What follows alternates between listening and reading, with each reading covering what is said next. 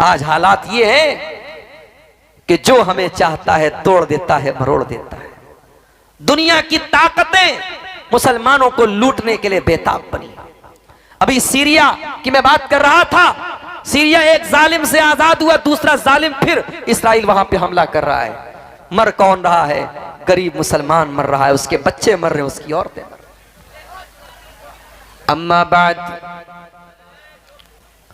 फ़इन्न खैरल हदीथ किताबुल्लाह व खैरल हदी हदी मुहम्मदिन सल्लल्लाहु अलैहि वसल्लम व शर्रल उमूरि मुहदतातुहा व कुल्ल मुहदततिन बिदअह व कुल्ल बिदअतिन ज़लालह व कुल्ल ज़लालतिन फिन्नार।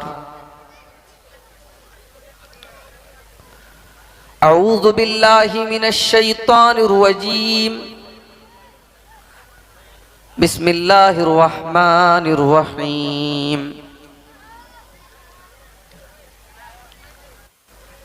इन्नल्लाहा ला युग़य्यिरु मा बिक़ौमिन हत्ता युग़य्यिरु मा बिअन्फुसिहिम व इदा अरादल्लाहु बिक़ौमिन सूअन फला मरद्द लहु व मा लहुम मिन दूनिही मिन वाल।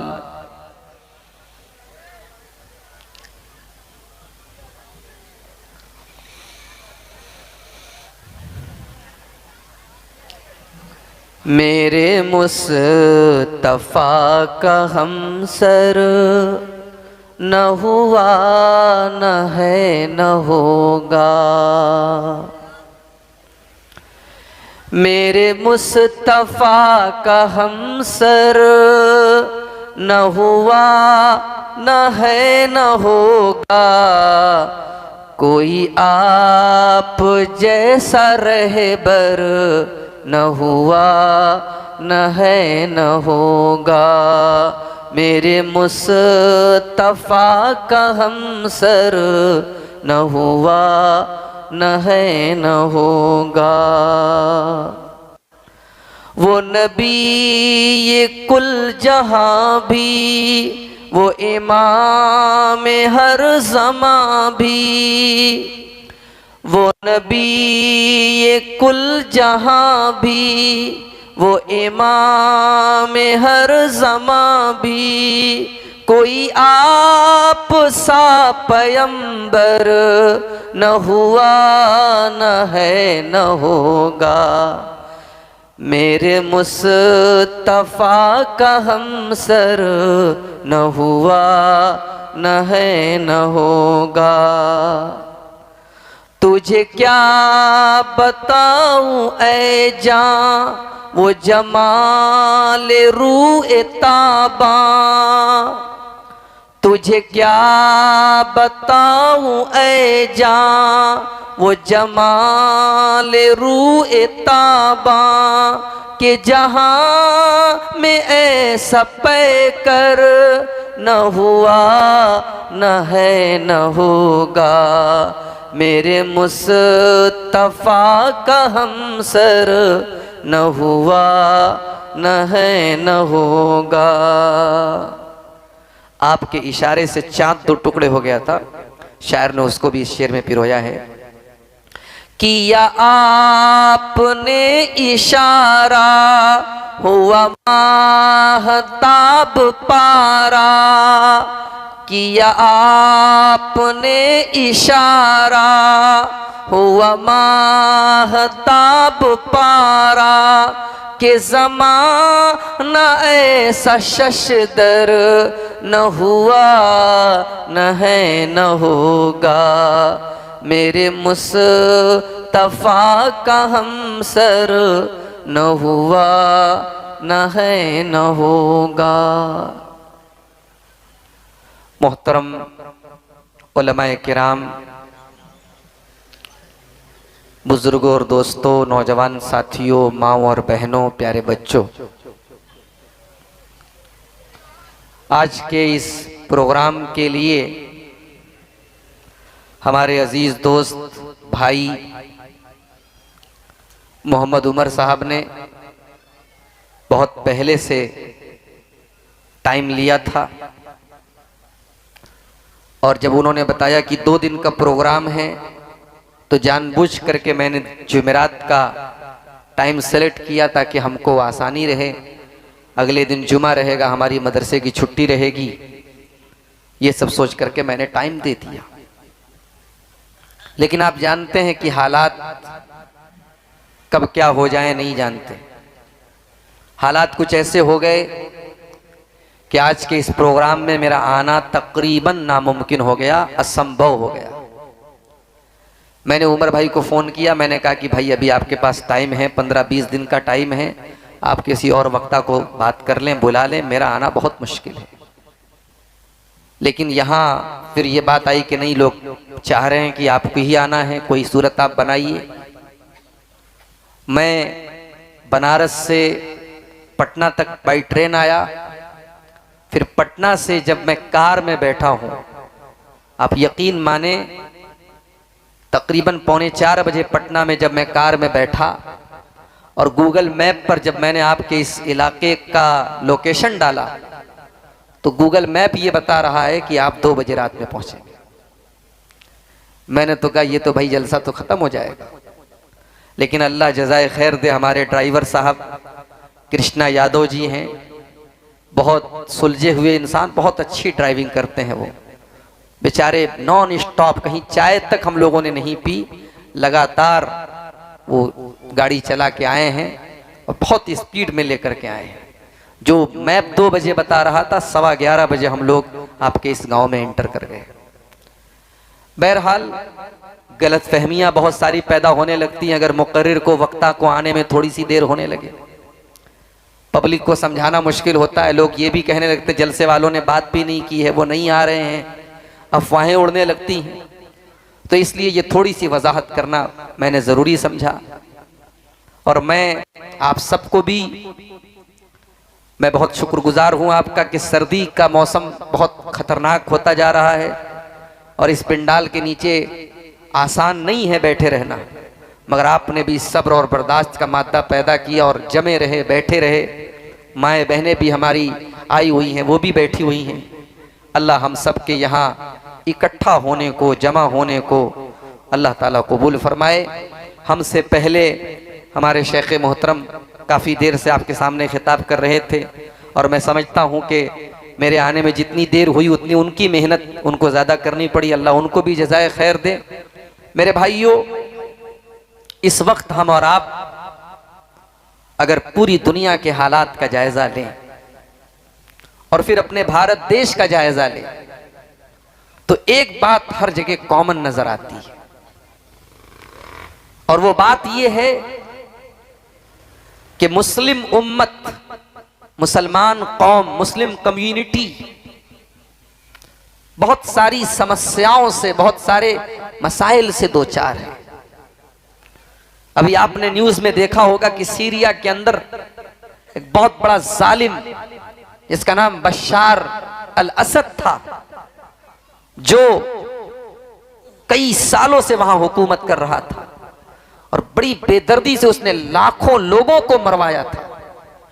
अल्लाह ताला ने उस जालिम के हाथ से भी हुकूमत को छीना है। आज वो जालिम अपना देश छोड़ करके भाग रहा है और वहां जो जेल खाने और कैद खाने जब खोले जा रहे हैं, अल्लाह अकबर, 40-40 साल के बाद लोगों ने सूरज का मुंह देखा है। लोग जेल से निकल करके पूछ रहे हैं क्या सद्दाम हुसैन का दौर खत्म हो गया? बशार का खात्मा किसने किया? यानी उनको ये भी नहीं मालूम कि ये 2024 चल रहा है, वो कैलेंडर क्या होता है, तारीख क्या होती है, समय क्या होता है, वो नहीं जानते मेरे भाई। तो जिस तरीके से हमने सीरिया के अंदर ये हालात देखे, अल्लाह ताला के कानून याद रखिए मेरे भाई। अल्लाह अपनी धरती पर जुल्म को ज्यादा चलने नहीं देगा। नाव कागज की सदा चलती नहीं, जुल्म की टहनी कभी फलती नहीं। अभी हमारे जिस स्टेट से मैं ताल्लुक रखता हूं उस स्टेट से भी बहुत सारी खबरें आपको मिलती होंगी। बहुत सारी बातें बयान करने की नहीं होती, आप समझदार हैं, अक्लमंद हैं, खुद समझते हो। जुल्म कहीं पर भी हो, किसी भी शक्ल में हो। और आज बड़ी खुशी हो रही है मुझे, मैं रास्ते में आ रहा था, मोबाइल पर एक न्यूज मुझे मिली, सुप्रीम कोर्ट का जो एक फैसला आया है, जो आजकल आप सुन रहे होंगे कि हर जगह मस्जिदों को लेकर के एक निगेटिव माहौल पैदा किया जा रहा है कि इस मस्जिद के अंदर फला इबादत खाना है और फला चीज है। सुप्रीम कोर्ट ने फैसला दे दिया कि नहीं साहब, जो 1991 में 1991 में जो कानून बना था कि 1947 के बाद भारत के अंदर जितनी भी इबादत गाहें हैं, धर्म स्थल हैं, प्लेसेस ऑफ वर्शिप हैं, उनको एज इट इज बरकरार रखा जाएगा, उसमें कोई छेड़छाड़ नहीं की जाएगी। सुप्रीम कोर्ट ने आज इस बात को माना है और मना कर दिया है कि किसी भी मस्जिद या किसी भी इबादत खाने के साथ कोई छेड़छाड़ नहीं होगी। अल्लाह करे कि इस कानून पर अमल हो और अब कोई नई शरारत और नया मामला पैदा ना हो। मेरे भाइयों, इन सारी चीजों को देखने के बाद और इन सारी स्थितियों को देखने के बाद सवाल यह पैदा होता है कि हम और आप तो मुसलमान हैं, हम तो अल्लाह के आखिरी नबी के उम्मती हैं, ला इलाहा इल्लल्लाह मुहम्मदुर रसूलुल्लाह पढ़ने वाले लोग। हमारी ये दुर्दशा क्यों है, हमारी ये बुरी हालत क्यों है, हमारे जानो माल और इज्जत व आबरू पर ये खतरे क्यों हैं, हमारी मस्जिदों के ऊपर निशाने क्यों साधे जा रहे हैं? कुरान करीम इस सवाल का जवाब देता है। मैंने जो आयत करीमा आपके सामने पढ़ी है, ये सूरह रात की आयत नंबर 11 है। इस आयत में अल्लाह ताला ने एक कानून बयान किया है, इस धरती पर, इस दुनिया में हर दौर में ये कानून लागू होगा। इन्नल्लाह ला युगय्यिरु मा बिक़ौमिन हत्ता युगय्यिरु मा बिअन्फुसिहिम वइज़ा अरादल्लाहु बिक़ौमिन सूअन फला मरद्द लहु वमा लहुम मिन दूनिही मिन वाल।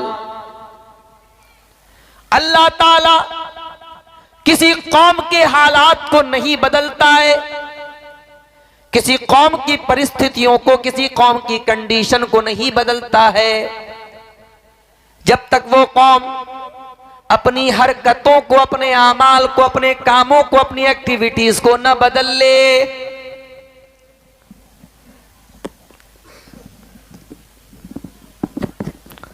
जब कोई कौम अपने आमाल को बदल लेती है तो अल्लाह ताला उस कौम के हालात को भी बदल देता है। आमाल बदलेंगे तो हालात बदलेंगे। हम 1400 साल पीछे पलट के देखें कि हमारे आमाल कैसे थे। आमाल के ऊपर हमारी हालत डिपेंड करती है मेरे प्यारे साथी। हजरत उमर फारूक का दौर देखिए, उस जमाने की दो सुपर पावर है, रोमन एम्पायर और पर्शियन एम्पायर। एक तरफ रोम की हुकूमत है, ईसाई हुकूमत है, कैसर जिसको बोलते थे, और दूसरी तरफ ईरान की हुकूमत जिसको किसरा बोला करते थे।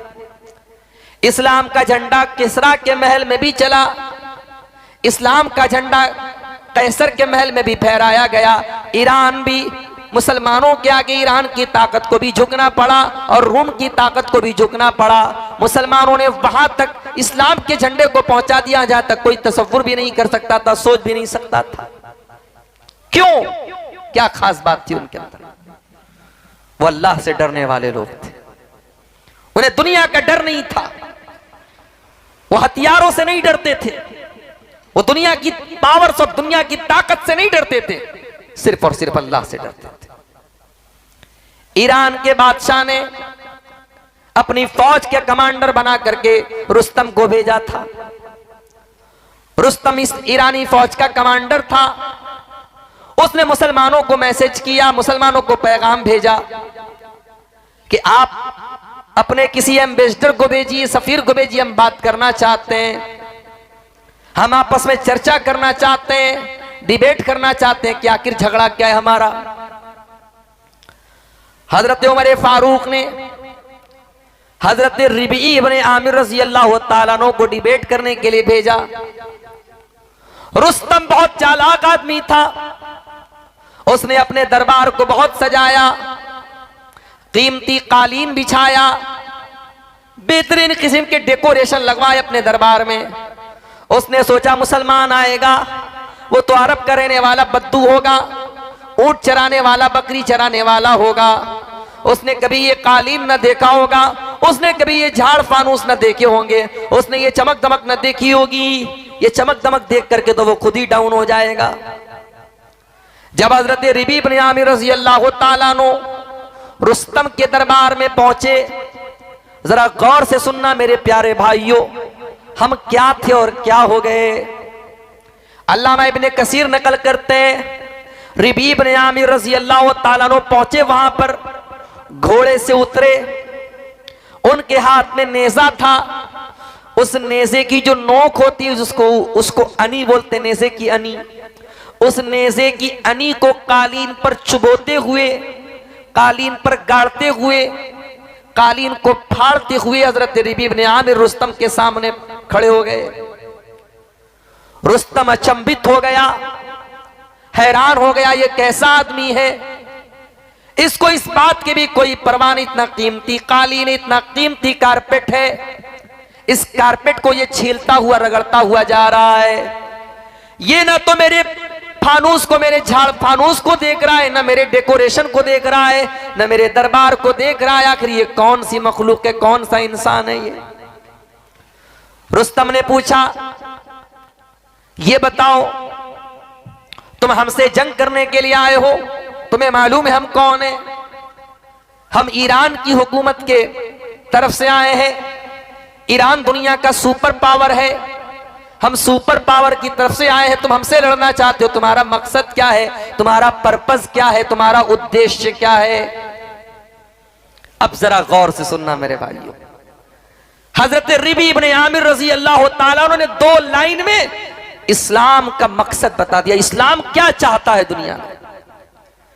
कहा है रुस्तम, कान खोल करके सुन ले, जिना लिनुखरिजल इबाद मिन इबादतिल इबाद इला इबादतिल्लाह। ऐ रुस्तम, तू पूछ रहा है कि हम क्यों आए हैं? हम इसलिए आए हैं ताकि अल्लाह के बंदों को बंदों की गुलामी से निकाल करके अल्लाह का बंदा बना दे। लोग एक दूसरे के आगे सजदा कर रहे हैं, इंसान इंसान को पूज रहा है, इंसान इंसान के आगे सजदा कर रहा है। ऐ रुस्तम, हम इसलिए आए हैं ताकि इंसानों की गुलामी से निकाल करके अल्लाह का बंदा बना दे। वमिन जौरिल अदियानी इला अदलिल इस्लाम। और ऐ रुस्तम, ये इंसानों के बनाए हुए मजहब, ये इंसानों के बनाए हुए कानून है जो इंसानों पर जुल्म सितम कर रहे हैं, अत्याचार कर रहे हैं। हम इंसानों के कानून से निकाल कर अल्लाह के कानून का पालन करवाने के लिए आए हैं। वमिन ज़ीक़िद दुनिया इला सातिल आखिरा। और ऐ रुस्तम, दुनिया वाले तो सिर्फ दुनिया की 4 दीवारी के अंदर रह जाते हैं, दुनिया के बारे में सोचते हैं। हम तो इसलिए आए हैं ताकि आखिरत की लोग तैयारी करना शुरू कर दें, आखिरत के बारे में सोचना शुरू कर दें, जन्नत के बारे में सोचना शुरू कर दें। यह है इस्लाम का मकसद। इस्लाम आपको अल्लाह का गुलाम बनाने, अल्लाह का बंदा बनाने आया है। मेरे प्यारे साथियों, आज बहुत अफसोस के साथ कहना पड़ता है और मैं बड़ी जिम्मेदारी के साथ कलिया चक्के इस इलाके में ये बात बोल रहा हूं कि आज हम मुसलमानों की अक्सरियत, माफ कीजिए, हमारा नाम अब्दुल्ला होता है, हमारा नाम अब्दुर्रहमान होता है, हम हैं अपने नाम के हिसाब से, तो हम कहते कि अल्लाह के बंदे हैं, मगर हम अपनी ख्वाहिशात के बंदे बन चुके हैं, अपनी इच्छाओं और अपने मन की मर्जी के गुलाम बने हैं। हमारे मन में जो आता है हम वो करते हैं। कुरान कहता, फरअयत मन इत्तखज़ इलाहहु हवा। ऐ नबी, क्या आपने उस इंसान को देखा जिसने अपनी ख्वाहिशात को, अपनी इच्छाओं को, अपने मन के अंदर पैदा होने वाले ख्यालात को अपना माबूद बना लिया है?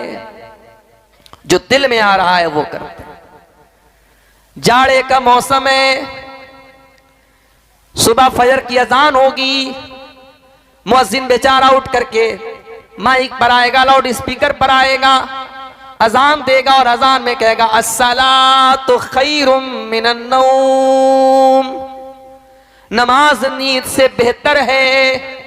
जाओ जरा परसेंटेज निकाल के देख लो कितने मुसलमान इस अजान की आवाज सुन करके बिस्तर को छोड़ने को तैयार हैं।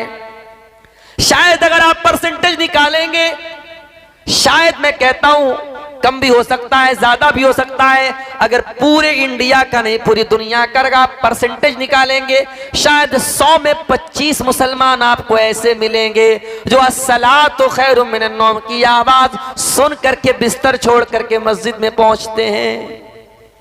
75% मुसलमान बिस्तर छोड़ने को तैयार नहीं है। इसका मतलब यह हुआ 75% मुसलमान यह साबित कर रहा है कि नमाज बेहतर नहीं है, नींद बेहतर है। 75% मुसलमान ये साबित कर रहे हैं हय्या अलल सलाह की हमें कोई जरूरत नहीं है, हय्या अलल फलाह हमें कामयाबी की कोई जरूरत नहीं है। ऐ अजान देने वाले मुअज्जिन, तू अजान में चिल्लाता रहे हय्या अलल फलाह, मेरा पैसा मेरी कामयाबी है, मेरी दौलत मेरी कामयाबी है, मेरी मसेरी पर नरम नरम गद्दा मेरी कामयाबी है, मेरी खूबसूरत बीवी मेरी कामयाबी है, मेरे बच्चे मेरी कामयाबी है। हम नमाज को कामयाबी नहीं मानना चाहते। यही तो मतलब हुआ मेरे भाइयों। हय्या अलल फलाह और हय्या अलल सलाह की आवाज अगर हमें मुतासिर नहीं करती, हमें प्रभावित नहीं करती है, इसका मतलब कि हम इस अजान की आवाज से मुत्तफिक नहीं है। यही अजान की आवाज थी 1400 साल पहले खाने काबा में हजरत बिलाल ने दी थी। ये वही खाने काबा था, अल्लाह का घर था, और इस अल्लाह के घर को हजारों साल पहले फरिश्तों ने बनाया था। फरिश्तों के बाद आदम अलैहिस्सलाम ने उसको दोबारा रिबिल्ड किया था, नव निर्माण किया था। फिर जमाने के साथ साथ ये खाने काबा इसकी दीवारें टूट गई, इसका निशान खत्म होने लगा। फिर इब्राहिम अलैहिस्सलाम नाम के एक पैगंबर आए और अल्लाह ताला ने इब्राहिम को हुक्म दिया था और उन्होंने खाने काबा को बनाया था। इब्राहिम ने जब खाने काबा को बनाया था, अल्लाह ने उनको हुक्म दिया था अंतहिरा बैती लित्ताइफीना वल काइमीना वर्रुक्इस सुजूद। ऐ इब्राहिम, तुम खाने काबा तो बना रहे हो, तुम अल्लाह का घर तो बना रहे हो, मगर खबरदार इस घर में कोई गंदा काम नहीं होना चाहिए, कोई नापाक काम नहीं होना चाहिए। ये अल्लाह का घर है, इसमें कभी गैरुल्लाह की इबादत नहीं होनी चाहिए। इसमें तवाफ करने वाले तवाफ करते रहेंगे, इसमें नमाज पढ़ने वाले नमाज पढ़ते रहेंगे, इसमें सजदा करने वाले सजदा करते रहेंगे।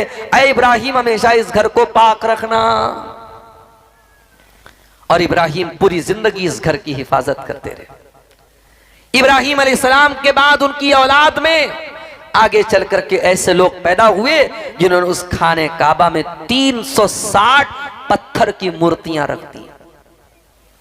360 पत्थर के बुत रख दिए उस खाने काबा में। और जब हमारे नबी सल्लल्लाहु अलैहि वसल्लम दुनिया में आए तो उस खाने काबा में 360 बुत रखे हुए थे। मेरे प्यारे साथियों, अल्लाह के प्यारे नबी ने जब मक्का फतह किया सन 8 हिजरी में, और आप सहाबे किराम को लेकर के मक्का में दाखिल हुए, एक एक करके आपने मक्का से खाने काबा से सारे बुतों को निकाला और उसी खाने काबा की छत पर हजरत बिलाल ने अजान दी थी। यही वो अजान की आवाज थी जिसने पूरी दुनिया को तौहीद का पैगाम दिया था। आज हर गांव की मस्जिद से ये अजान हो रही है, हर मोहल्ले की मस्जिद से अजान की आवाज आ रही है, मगर दुनिया में कोई परिवर्तन नहीं आ रहा है। क्यों? क्योंकि खुद हमारे अंदर कोई परिवर्तन नहीं, हम खुद तब्दील होना नहीं चाहते। आज हालात ये है कि जो हमें चाहता है तोड़ देता है, मरोड़ देता है। दुनिया की ताकतें मुसलमानों को लूटने के लिए बेताब बनी। अभी सीरिया की मैं बात कर रहा था, सीरिया एक जालिम से आजाद हुआ, दूसरा जालिम फिर इस्राइल वहां पे हमला कर रहा है। मर कौन रहा है? गरीब मुसलमान मर रहा है, उसके बच्चे मर रहे हैं, उसकी औरतें मर रही। हालात ये आ गए, अल्लाह के नबी की वो हदीस हमें याद आती है। अल्लाह के प्यारे नबी फरमाते हैं यूशिकुल उमम अन तदा अलैकुम कमा तदा लकलतु इला कसातिहा। ऐ मेरी उम्मत के लोगों, वो जमाना भी तुम पर आएगा जब दुनिया की सारी कौमें तुम पर टूट पड़ेंगी, जिस तरीके से खाने वाले प्याले के ऊपर टूट पड़ते हैं। सहाबे किराम ने पूछा, अल्लाह के नबी, क्या उस वक्त हमारी संख्या बहुत कम होगी? अमिन किल्लतिन नहनु यौमइज़िन, क्या हमारी तादाद कम होगी? आपने फरमाया नहीं नहीं, तादाद तो बहुत ज्यादा होगी। वलाकिन्नकुम गुसाउन का गुसाई सैल, लेकिन तुम पानी के ऊपर जो झाग होता है, जो बुलबुले होते हैं, तुम उस झाग के जैसे हो जाओगे। अल्लाह ताला दुश्मनों के दिलों से तुम्हारे भय को निकाल देगा। तुम्हारे दिल के अंदर अल्लाह ताला दुश्मन का डर डाल देगा और तुम्हारा दिल तुम्हारे दुश्मन के दिल से निकाल देगा। अभी 1 महीना पहले की बात है, बनारस में मैं जा रहा था, बाइक चला रहा था, मैं कहीं जाना था, मुझे जल्दी थी, बाइक लेके मैं जा रहा था और इत्तेफाक से हेलमेट मैंने नहीं पहना था। अब वो एक क्रॉसिंग आई, एक ट्रैफिक पुलिस वाला आया, उसने कहा हेलमेट क्यों नहीं पहना? मैंने कहा कि सर वो जल्दी थी इसलिए नहीं पहना। कहा कि अभी चालान काटूंगा तो कहोगे मुसलमान था तो काट दिया है, तुम लोगों की ताकत बढ़ गई, हिम्मत बढ़ गई है, तुमको हेलमेट पहन के चलना चाहिए। मैंने कहा सर आपकी बात सही कि हेलमेट पहन करके चलना चाहिए, लेकिन इसमें मुसलमान और हिंदू कहां से आ गया? ये मैं ट्रैफिक पुलिस की बात बता रहा हूं। इतना ताज्जुब हमारे देश में भरता चला जा रहा है। हाई कोर्ट का एक जज इलाहाबाद के अंदर एक प्रोग्राम में तकरीर में कह रहा है कि ये कठमुल्ले, ये भारत के लिए बहुत बड़ा खतरा है। क्या एक अदालत के जज की ये लैंग्वेज हो सकती है कि देश हमारा कहां जा रहा है? हमारा ये प्यारा सा मुल्क कहां जा रहा है, जिस मुल्क को आजाद कराने के लिए हमारे उलमा ने कुर्बानियां दी, हमारे बाप दादा इस मुल्क की आजादी के लिए लड़े हैं, उनका खून बहा है। इस मुल्क की आजादी तब जाकर के मिली है मेरे प्यारे साथी, जब गुलिस्तान को खून की जरूरत पड़ी तब हमारी ही गर्दन कटी। फिर भी कहते हैं हमसे, ये अहले वतन, ये वतन है तुम्हारा, हमारा नहीं। मेरे प्यारे साथियों, नबी की हदीस अपने सामने रखिए। अल्लाह ताला दुश्मनों के दिलों से तुम्हारे रोब और दबदबे को निकाल देगा। तुम्हारा कोई रोब नहीं होगा, तुम्हारा कोई डर नहीं होगा, और अल्लाह ताला तुम्हारे दिलों के अंदर कमजोरी डाल देगा। सहाबा ने पूछा, अल्लाह के नबी कमजोरी किसको बोलते? आपने फरमाया हुब्बुद दुनिया, तुम दुनिया से बहुत ज्यादा मोहब्बत करने लगोगे। व कराहियतुल मौत, और मौत से तुम नफरत करने लगोगे। अब यहां पे एक सवाल पैदा होता है, क्या दुनिया से मोहब्बत नहीं करनी चाहिए? देखो, एक होती है दुनिया से नेचुरल मोहब्बत। अगर कोई मौलाना साहब बोले मुझे पैसे से मोहब्बत नहीं है, गलत बोल रहे हो। कोई नमाजी आदमी, परहेजगार आदमी, मुत्तकी आदमी बोले कि नहीं भाई मुझे माल से कोई मोहब्बत नहीं, झूठ बोल रहा है। क्यों? इसलिए कि एक नेचुरल मोहब्बत तो माल की सबके दिल में है, और ये कुरान कह रहा है वइन्नहु लिहुब्बिल खैरि लशदीद, इंसान माल की मोहब्बत में बहुत सख्त है। इंसान के दिल में माल की बहुत ज्यादा मोहब्बत है। तो दुनिया की नेचुरल मोहब्बत गलत नहीं है मेरे भाई। दुनिया में आप बीवी से मोहब्बत करते हैं, बच्चों से मोहब्बत करते हैं, माल से मोहब्बत करते हैं। अगर आप बिजनेस करने वाले, व्यापार करने वाले, कारोबारी हैं, आपको अपने बिजनेस से भी प्यार होता है। दुनिया में आप अपने मकान और अपने घर से भी मोहब्बत करते हैं। ये नेचुरल मोहब्बत, इसमें कोई हरज की बात नहीं है। हरज कब पैदा होता है, प्रॉब्लम कब पैदा होती है? जब आप दुनिया से इतना ज्यादा मोहब्बत करने लगे कि अल्लाह को भूल जाए। दुनिया से इतनी मोहब्बत आपको हो जाए कि आप आखिरत को भूल जाएं।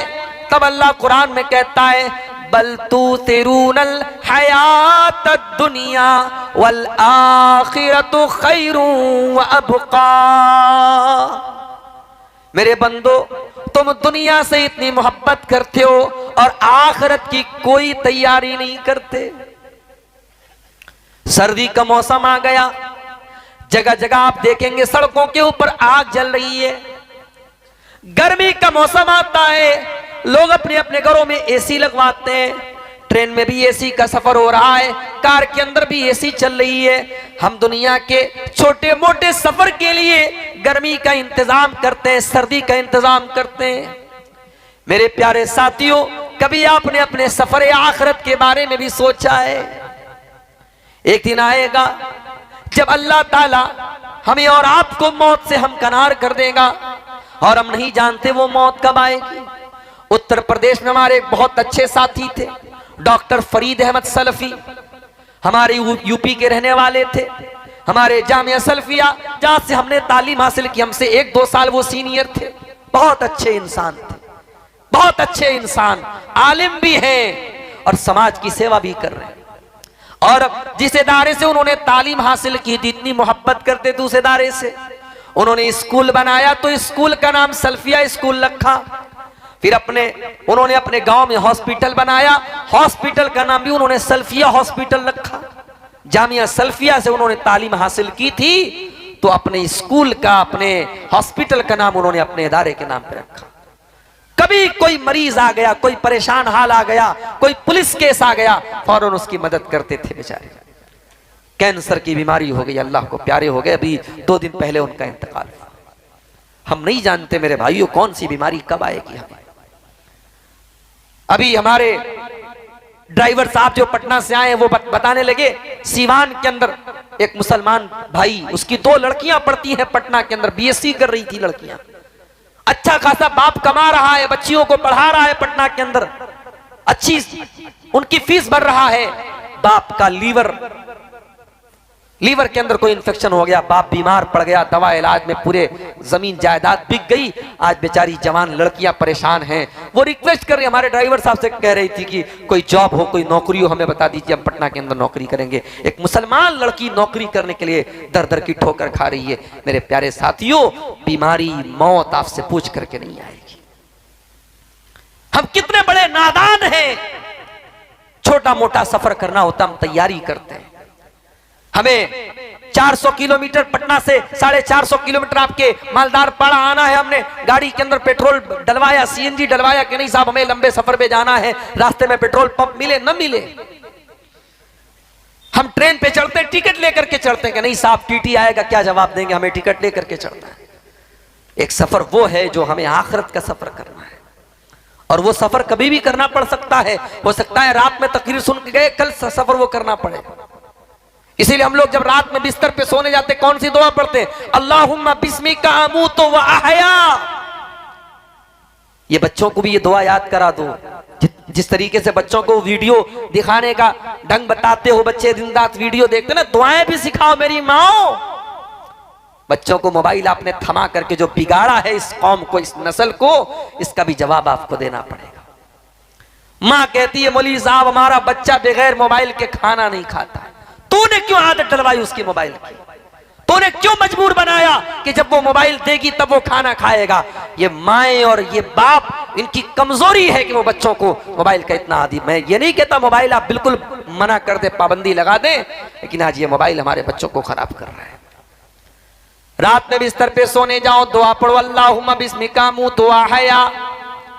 ऐ अल्लाह मैं तेरे नाम से मरता हूं, तेरे नाम से जीता हूं। ऐ अल्लाह मैं तो भी मरने नहीं जा रहा हूं, मैं तो सोने जा रहा हूं। अल्लाह ताला ने ये दुआ हमें क्यों पढ़ने का हुक्म दिया? नबी ने ये दुआ हमें क्यों सिखाई? क्योंकि जब हम बिस्तर पे सोने जाते हैं उतनी देर के लिए हम समझो बेहोश हो जाते हैं। भाई इंसान नींद में कहां कहां चला जाता है। वो लेटा हुआ है मालदार पाड़ा में और नींद में वो कलकत्ता की सैर कर रहा है, ख्वाब में, होश में नहीं है, वो अलग दुनिया में है। सुबह उसकी नींद खुली तो वो देख रहा है मैं तो बिस्तर पे हूं, मैं तो सपने में जो है कलकत्ता में था, शौकत अली स्ट्रीट पे घूम रहा था, मैं कहां आ गया? अपने बेडरूम में आ गया। ख्वाब एक अलग दुनिया होती है, नींद एक अलग दुनिया होती है। तो एक तरीके से जब आप बिस्तर पे सोते हैं, 6 घंटे के लिए 7 घंटे के लिए आप सोते हैं, उतनी देर के लिए आपकी रूह अल्लाह ताला कब्ज कर लेता है, लेकिन सुबह उठने के टाइम वो रूह वापस आ जाती है। लेकिन एक दिन ऐसा आएगा आपकी रूह फरिश्ता निकालेगा, लेकिन वो रूह दोबारा आपकी बॉडी में नहीं डाली जाएगी, आप मर जाएंगे, आप अल्लाह को प्यारे हो जाएंगे। आप जितनी भी दौलत वाले बन जाएं, जितनी बड़ी बिल्डिंग बना ले, जितने पावरफुल बन जाएं, मौत का फरिश्ता आपसे पूछ करके नहीं आएगा, आपसे अपॉइंटमेंट लेकर के नहीं आएगा, आपका पैसा देख करके वो आपको छोड़ नहीं देगा, आपका पावर देख करके आपके साथ कोई रियायत नहीं करेगा। मौत तो अपने टाइम पर आएगी। हत्ता इज़ा जाअ अजलुहुम ला यस्ताखिरून साअतन वला यस्तक़दिमून। मौत आएगी तो एक पल आपको आगे पीछे फुर्सत नहीं मिलेगी। हत्ता इज़ा जाअ अहदहुमुल मौत क़ाल रब्बिरजिऊन। और मौत जब आएगी इंसान कहेगा आय अल्लाह वन मोर चांस, एक मौका और दे दे, एक मौका और दे दे आय अल्लाह। क्यों मौका मांग रहा है? लड़की की शादी करने के लिए मांग रहा है। शादी से याद आया, इसी बंगाल में एक जगह है कलकत्ता के अंदर मटिया बुर्ज, वहां गया, एक साहब ने बताया मुसलमान की शादी थी, अपनी बेटी को उसने जो जेवरात दिए थे, कई करोड़ के जेवरात उसने शादी में दे दिए। हमारे यूपी में मेरठ में भी एक शादी हुई तो दुल्हे मियां को ससुराल से 2.5 करोड़ रुपए मिले थे शादी के मौके पर, और निकाह पढ़ाने वाले मौलवी को 11 लाख रुपए मिले थे। हमारे यहाँ मदरसे में जब ये न्यूज आई तो टीचरों ने कहा कि भाई चलो मदरसा छोड़ो, चलो चल के मेरठ में निकाह पढ़ाते हैं। 11 लाख रुपए निकाह की पढ़ाई मिल रही है। साली ने आकर के घड़ी पहनाई तो साली साहिबा को घड़ी की पहनाई उन्होंने 11 लाख रुपए दे दी। ये मुसलमान है जिन्हें देख के शर्माए यहूद। ये मुसलमान की शादी है। सिद्धार्थ नगर में शादी है मुसलमान की, 20 लाख रुपए उसने हवा में लहरा दिए, नोटों की गड्डियां उसने हवा में लहरा दी। साहब मैं बहुत दौलत वाला हूं। हत्ता इज़ा जाअ अहदहुमुल मौत। ऐ दौलत लुटाने वाले, ऐ जहेज लेने वाले, ऐ लंबी लंबी रकमों को लुटाने वाले, ऐ शादी ब्याह में फजूल खर्ची करने वाले, कल मौत तो तेरे पास भी आएगी, और जब मौत आएगी तो तू क्या कहेगा? रब्बिरजिऊन, ऐ अल्लाह एक मौका और दे दे। एक मौका और क्यों मांग रहा है? क्या बिजनेस को और बढ़ाना है? क्या बिल्डिंग को और ऊंचा बनाना है? क्या बिटिया की शादी करना है? क्यों एक मौका और मांग रहा है? कहता है लअल्ली अअमलु सालिहन फीमा तरक्तु। कहेगा अल्लाह एक मौका और दे दे, मैं वादा करता हूं, आई प्रॉमिस कि मैं दुनिया में अब वापस जाकर के नेक अमल करूंगा, ऐसा अमल करूंगा जिससे तू खुश हो जाएगा। अल्लाह फरमाता है कल्ला, ये नहीं हो सकता, इन्नहा कलिमतुन हुवा काइलुहा व मिन वराइहिम बरज़खुन इला यौम युबअसून। ऐ मेरे बंदे ये नहीं हो सकता, अब तू मर गया, अब तेरी दुनिया अलग हो गई, अब तेरे बीच में और दुनिया वालों के बीच में एक बरज़ख खड़ी हो गई, एक बैरियर खड़ा हो गया। अब तू दुनिया वालों से कोई कांटेक्ट नहीं कर सकता। ये बॉलीवुड की फिल्मों में दिखाया जाता है ना, आत्मा वापस आती है दुनिया में, कोई आत्मा कभी वापस नहीं आती। किसी की कोई रूह कभी मरने के बाद वापस, लोग बोलते खुदकुशी करने वाले की आती है। क्यों भाई उसकी क्यों आती है? बोले उसने आत्महत्या की है ना। अच्छा तो उसकी रूह वापस क्यों आती है? बोले वो जब तक अपने असल टाइम उसका नहीं आ जाएगा तब तक रूह उसकी घूमती रहती है।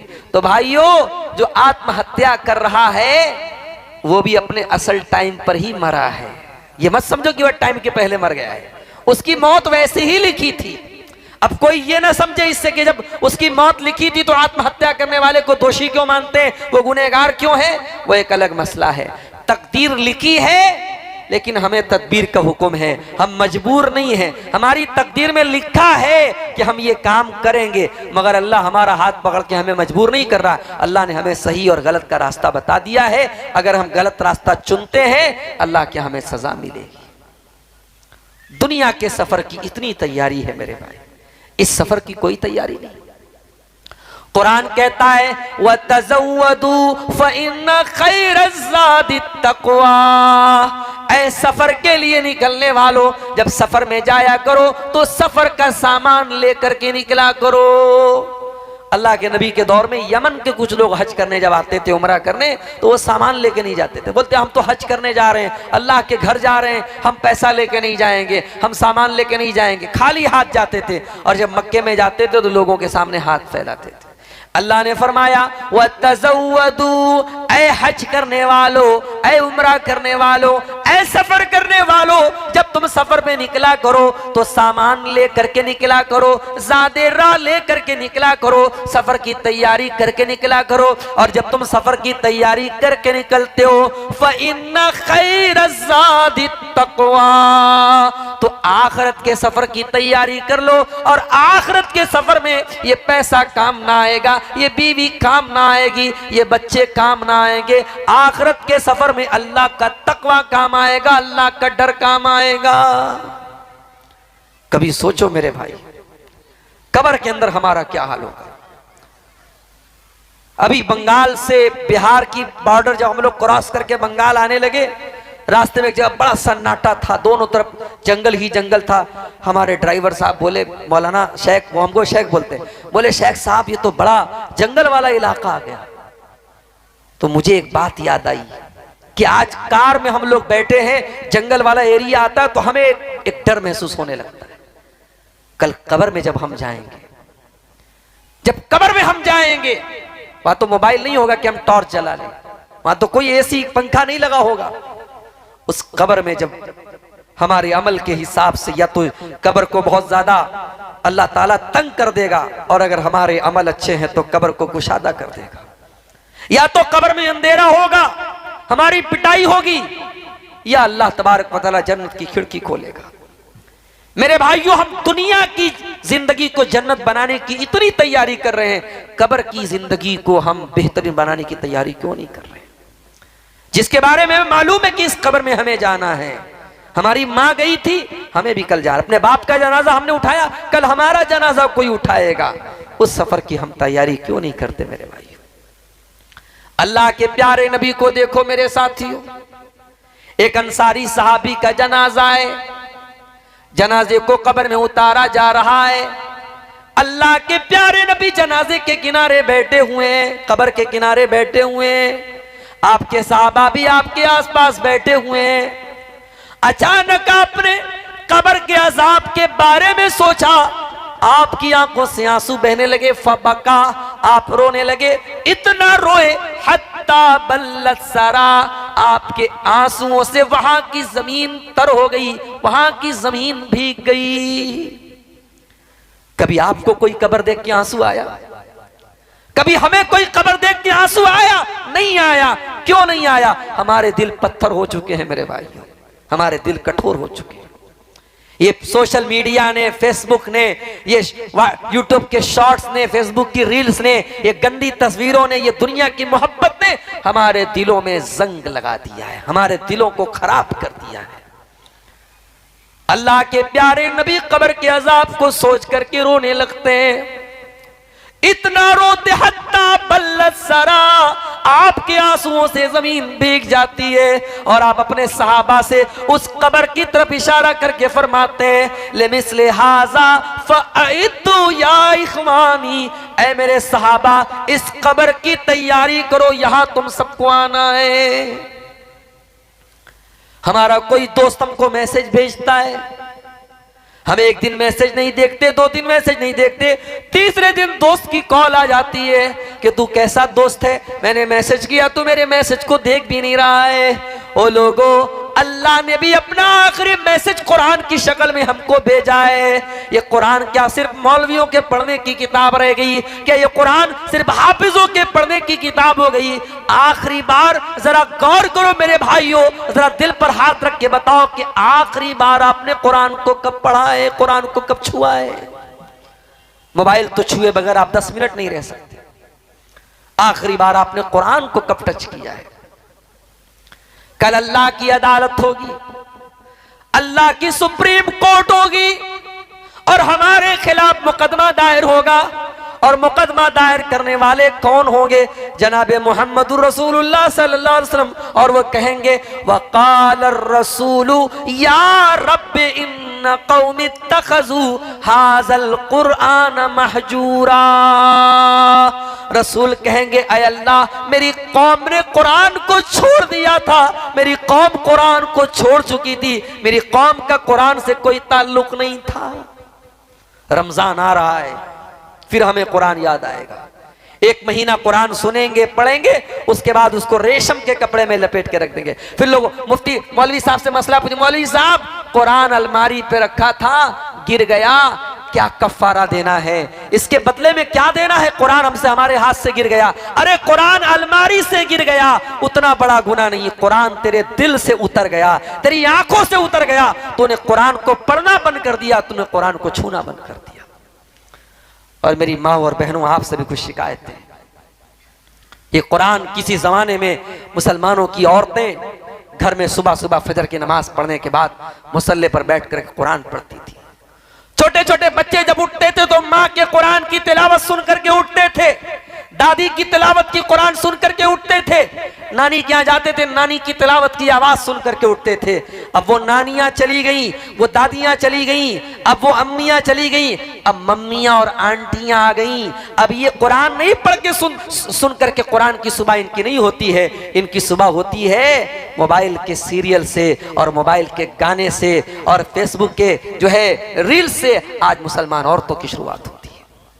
और इसी कलियाचक में पहले भी मैं कह चुका हूं और आज भी कह रहा हूं कि हमारा जो माहौल खराब हो रहा है, इसमें बहुत बड़ा रोल हमारी औरतों का है।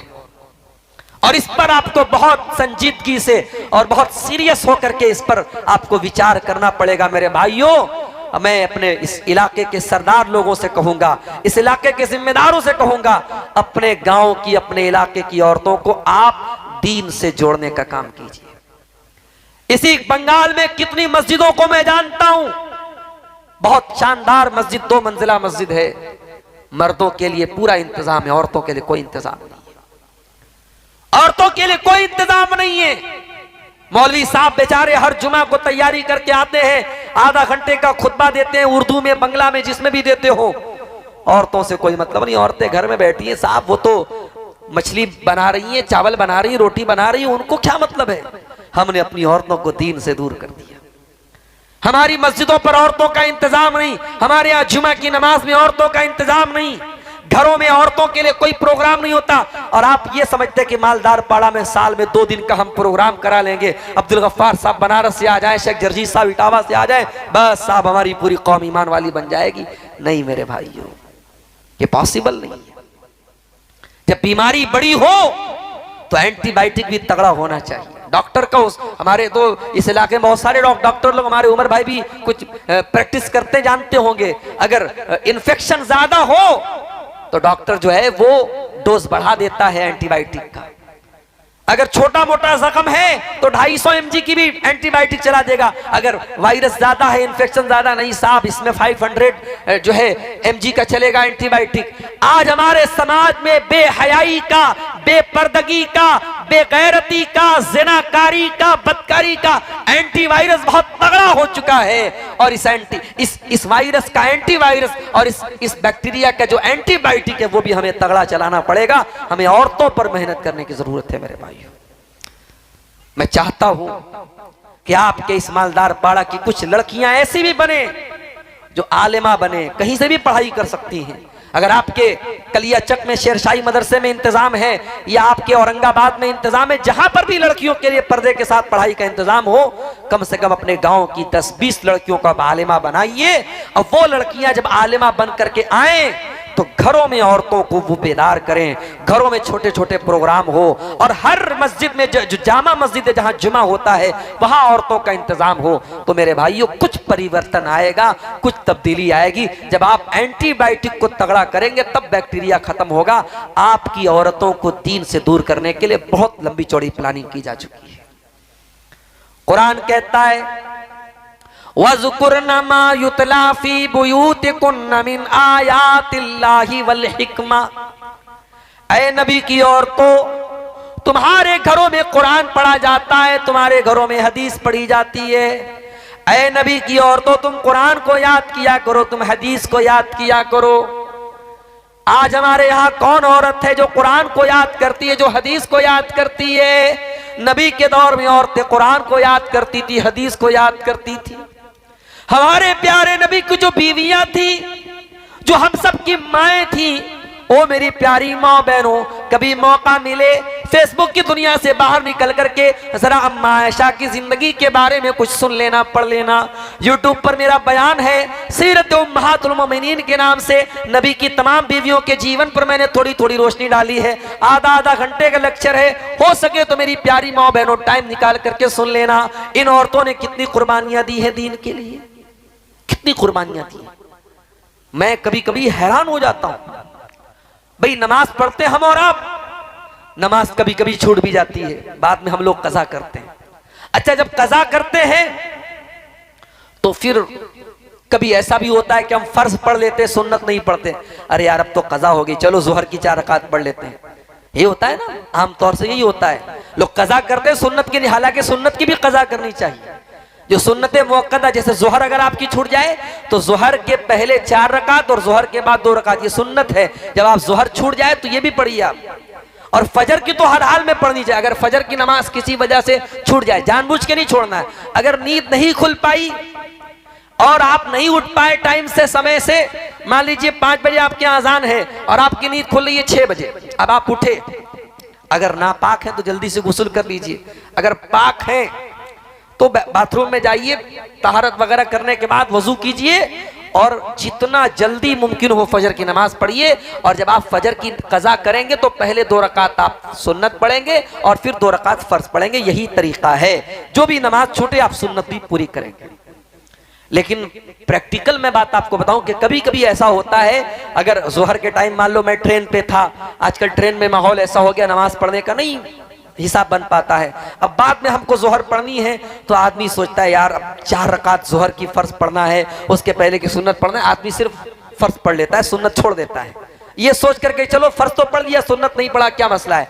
लेकिन मैं आपको एक हदीस सुनाने जा रहा हूं। ये हदीस कौन रिवायत कर रहा है? अल्लाह के नबी की बीवी हजरत उम्मे हबीबा रजी अल्लाह ताला। उम्मे हबीबा कहती हैं, सही मुस्लिम की रिवायत है, मालदार पाड़ा के लोगों जरा गौर से सुनना। उम्मे हबीबा कहती हैं, ये कौन उम्मे हबीबा? ये हजरत मुआविया की बहन है, ये अबू सुफियान की बेटी है, ये अल्लाह के प्यारे नबी की बीवी और हम सबकी माँ है। ये कहती है मैंने अल्लाह के नबी को फरमाते हुए सुना है, जो दिन रात में 12 रकात नमाज पढ़ता है, बनल्लाहु लहू बैतन फिल जन्ना, अल्लाह ताला उसके लिए जन्नत में एक महल बनाता है। ये 12 रकात कौन सी नमाज है? अब जरा उंगली उठाइए, कैलकुलेट कीजिए। 2 रकात हो गई आपकी फजर में सुन्नत, और जोहर के पहले 4 रकात सुन्नत। अब ये 4 रकात आप एक साथ भी पढ़ सकते हैं और 2-2 करके अलग भी पढ़ सकते, 2-2 करके अलग पढ़ना ज्यादा बेहतर है। और जोहर के बाद 2, तो जोहर में टोटल 6 हो गई और फजर में 2, 6 2 8, 2 आपकी मगरिब में हो गई और 2 इशा में हो गई। मगरिब में 2 मगरिब के बाद और इशा में 2 इशा के बाद। असर में कोई सुन्नत नहीं है। ये टोटल 12 रकात है। अल्लाह के नबी फरमाते हैं, जो ये 12 रकात नमाज पाबंदी से पढ़ेगा, अल्लाह ताला जन्नत में उसके लिए महल बनाएगा। आज अगर आपको कलियाचक के किसी बड़े एरिया में जमीन मिल जाए, फ्री में रहने को घर मिल जाए, तो आप तो अपनी किस्मत पर नाश करेंगे। अगर आपको किसी बड़े शहर में, पटना में, कलकत्ता में, मुंबई में, बड़े इलाके में आपको महल मिल जाए, बंगला मिल जाए, तो आपको करोड़ों की दौलत मिल गई। यहां अल्लाह के नबी मुंबई के बांद्रा में आपको महल नहीं दिला रहे, कलकत्ता में शाहरुख खान के फ्लैट के जैसा आपको फ्लैट दिलाने की बात नहीं हो रही है। यहां अल्लाह के प्यारे नबी तो आपको जन्नत में महल दिला रहे हैं। और जन्नत तो वो जगह है मेरे प्यारे साथियों, अल्लाह के नबी फरमाते हैं, लमौज़िउ सौतिन फिल जन्नति खैरुम मिनद दुनिया व मा फीहा, कि जन्नत में एक कोड़ा रखने की जगह दुनिया की तमाम नेमतों से बेहतर है। एक कोड़ा कितना बड़ा होता होगा? 1 स्क्वायर फीट होता होगा, चलो 2 स्क्वायर फीट मान लो, यानी जन्नत में 2 स्क्वायर फीट एरिया दुनिया की तमाम दौलत से बेहतर है। उस जन्नत में अल्लाह के नबी कह रहे हैं आपको ये महल मिलेगा। क्या करना है? 5 टाइम की नमाज पढ़ना है और फर्ज के साथ साथ 12 रकात ये सुन्नत पढ़ना है। उम्मे हबीबा कहती हैं जब से मैंने नबी से ये हदीस सुनी है, बड़े गौर से सुनना मेरी माँ और बहनों, उम्मे हबीबा औरत है, कहती है जब से मैंने ये हदीस सुनी है माँ तरक्तुहुन्ना, मैंने ये 12 रकात नमाज कभी नहीं छोड़ी है। मैं आज जब ये हदीस पढ़ता हूँ कांप जाता हूँ कि आज बड़े बड़े मर्दों के बस की बात नहीं कि ये 12 रकात नमाज के बारे में दावा करके कह दे मेरी कभी नहीं छूटी है। उम्मे हबीबा कहती है मेरी ये 12 रकात कभी नहीं छूटी। ईमान हो तो ऐसा हो, नबी की सुन्नत पर अमल करने का जज्बा हो तो ऐसा हो मेरे भाई। नबी के दौर की औरतें भी बड़ी शानदार होती थी। नबी के दौर में एक अंसारी साहबी अल्लाह के नबी के पास आते हैं, अय अल्लाह के नबी मैं अपनी बेटी के लिए रिश्ता तलाश कर रहा हूं, मेरी बेटी बहुत खूबसूरत है, पढ़ी लिखी है, मैं अपनी बेटी के लिए रिश्ता तलाश कर रहा हूं, कोई अच्छा रिश्ता हो तो बता दीजिए। अल्लाह के नबी ने कहा ठीक है हम बता देंगे। अल्लाह के नबी के सहाबा में एक सहाबी थे, उनका नाम था जुलैबीब रजी अल्लाह ताला अन्हु। जुलैबीब बहुत अच्छे बहुत नेक इंसान थे लेकिन गरीब आदमी थे, उनके पास ज्यादा रुपया पैसा धन दौलत नहीं थी और जुलैबीब बहुत ज्यादा खूबसूरत भी नहीं थे, उनके चेहरे पर दाग धब्बे भी निकले हुए थे। एक मर्तबा जुलैबीब अल्लाह के नबी के पास आए। अल्लाह के नबी ने पूछा जुलैबीब शादी हुई तुम्हारी? अच्छा, अल्लाह के नबी की एक और आदत थी कि आप जिस एज का बंदा होता था उससे उस हिसाब की बात करते थे।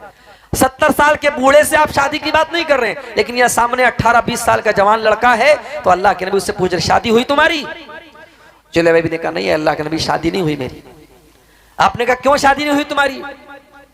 कहा अल्लाह के नबी कौन शादी करेगा मुझसे, मेरे पास ना धन है न दौलत है न रुपया है न पैसा है और खूबसूरत भी नहीं हूं, मेरे चेहरे पर दाग धब्बे निकले हुए हैं, मुझसे कौन शादी करेगा? आपने कहा जुलैबीब तुम घबराओ नहीं, हम तुम्हारी शादी कराएंगे, अच्छा रिश्ता तुम्हारा कराएंगे। गौर से सुनना मेरे भाइयों, आप भी सुनना, मेरी माँ बहनों आप भी सुनना। समाज में बहुत सारे बिगाड़ तो हमारे शादी ब्याह की वजह से आ रहा है। इतनी रस्म रिवाज हमने शादी ब्याह में पैदा कर दी है कि आज ऐसा लगता है कि मौलवी साहब जो निकाह पढ़ाते हैं बस निकाह पढ़ाने का काम ये दीन के हिसाब से होता है, बाकी शादी में कोई काम दीन के हिसाब से नहीं होता है।